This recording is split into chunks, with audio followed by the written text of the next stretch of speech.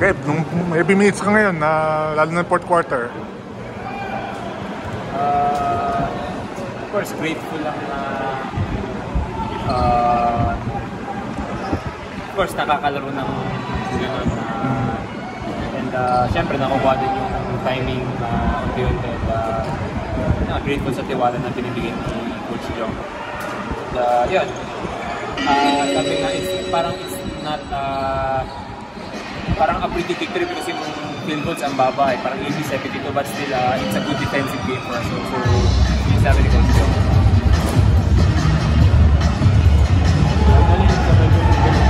Yeah. It feels nice na makasabay si Berto, especially sa endgame kasi yung focus ng depensa nasa kanya. So it's nice na nakakapag-create for him kasi normally pag siya nag-create for himself or for the others. So maganda na may nag-create for him. Yes. So well, maganda naman yung sistema kasi parang it gives equal opportunity sa lahat. So parang nasa right place, right na sila Dog, sila Polly.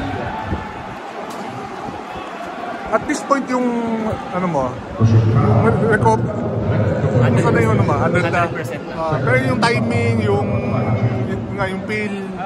Yung feel ko, I think it's there na. Siguro it's just ano lang, more of games like this. Kasi siguro as a player, pag naglalaro ko ng ganyang level of basketball, nag-grind it out.